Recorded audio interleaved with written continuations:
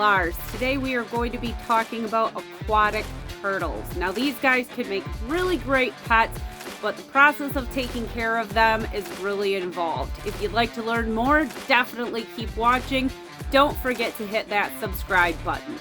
Aquatic turtles are some of my favorite animals at the rescue. When I go into the turtle pond area, I just love the sounds of the room and really like to spend time with these guys. There are a large variety of aquatic turtles out there. We take in red-eared sliders, yellow belly sliders, side neck turtles, some of my absolute favorite because of their cute little faces and their little perma smiles.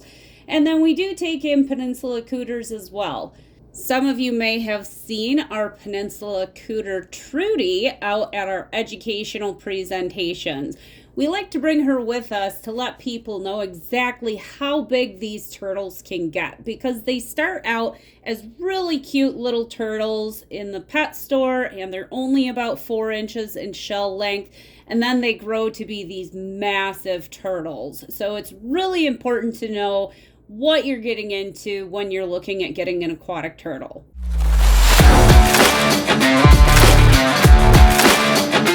So I actually get this question a lot. How do you tell the difference between a boy and a girl? Well, I want you to take a look at the nails on this little girl. So see how they're kind of really short little nails? And then the other way that you can tell that this is a female is there is a short little tail tucked in the butt. This is actually a boy, and he actually came to us like this, where he's got a foot that was bit off at one point. He's got a couple of other things going on with him. But I want to show you the difference between a male and a female, and with his good leg here, you can definitely tell that this guy is a boy. So I'm going to flip him around here.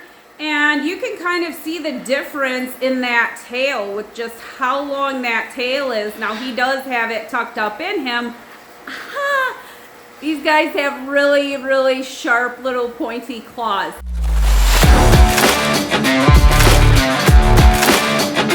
These pellets are actually a maintenance pellet. So we use the Missouri Aquatic Turtle.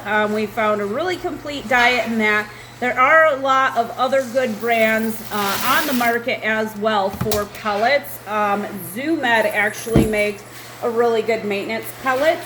And then this right here, this is what we consider to be a treat food for the turtles. So this has got all kinds of different stuff. Most of this has been donated. You guys can see there's some shrimp in there. There's a little bit of berries in there.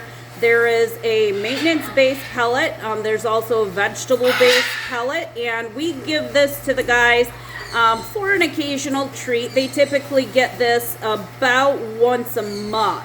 Besides all of the pellets and the treat food that we feed the turtles, they do get even more variety. We do feed them fresh greens. We also feed them chicken and shrimp. And it's a really good all-around balanced diet for these guys.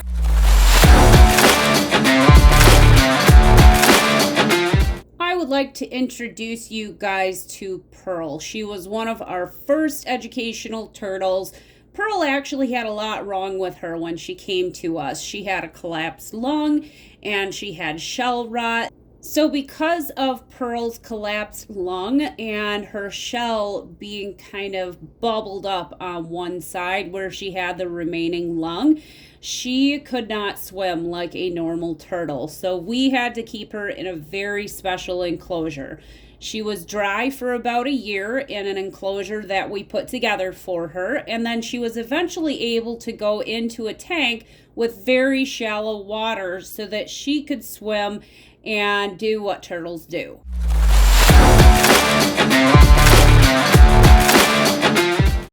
Pretty soon after the rescue was founded, we took in a pair of turtles named Bindi and Piper. Anything that a turtle can get in its mouth, it will swallow. Unfortunately for these girls, they were literally defecating aquarium gravel Thankfully, they both survived and went on to live long, happy lives at the rescue.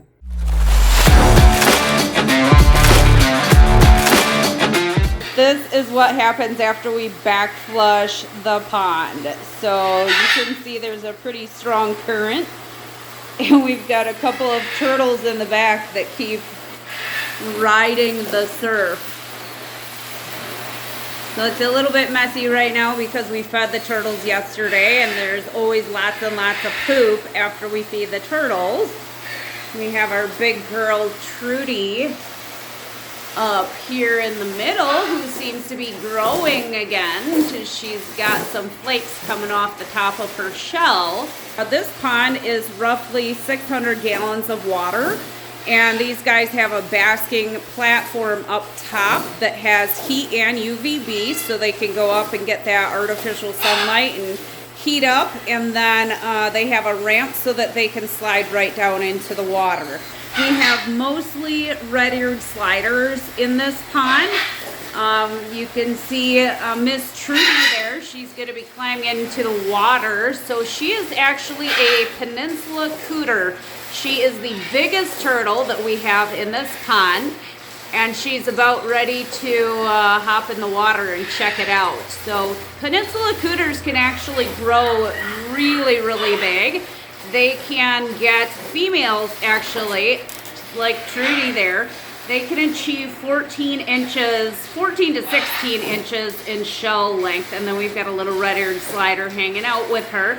Now, when I say little red-eared slider, the one that is right in the middle of the frame right now is still about 9 inches long. So the general rule of thumb with aquatic turtles is that you need 10 gallons of water per every inch of shell length. And so this girl all by herself would need 90 gallons of water. Now that's not a 90-gallon tank, that is 90 gallons of swimmable water.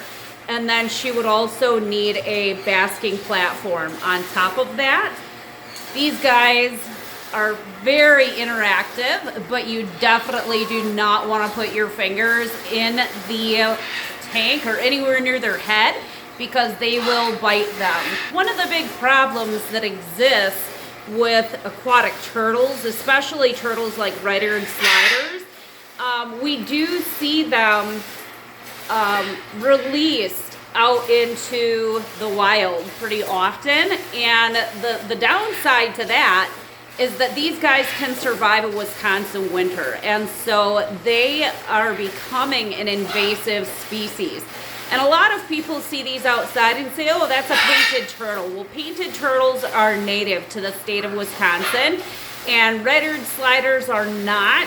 And so we have to, practice our due diligence here. And honestly, aquatic turtles are one of the animal species that we take in here at the rescue that I will pretty much never turn down. So we do have a second pond over here. We are having filter problems. So this filter is continually leaking. We set it up on a little platform so that it can drip right back into the pond and not onto our floor or by any of our electrical equipment to control the temperature and lights for the pond. But you guys can see exactly how dirty the water can get, and it can happen very rapidly. We've tried to do repairs on this pump to try to fix the place that it's leaking, and the way that the system is pressurized now, because it's not receiving the correct pressure, it is actually leaking right from the top there. So the pressure is way down. You guys can probably see that. There's no pressure registering on this meter. So we did get a new filter, and we've got to hook that up for these little guys.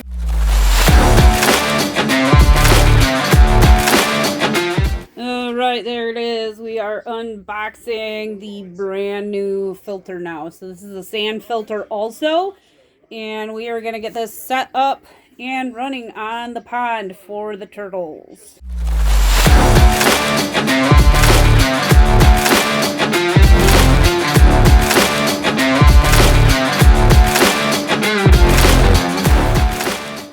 And this is what it looks like when we get a sand filter changed on the pond and the water looks nice and clear. Thanks for watching, guys. We really appreciate your support. Don't forget to hit that subscribe button. You're going to do the rescue a huge favor. And if you ever have any questions about any exotic birds or reptiles, don't hesitate to reach out via our Facebook page or via email. And I hope you guys have a really great day.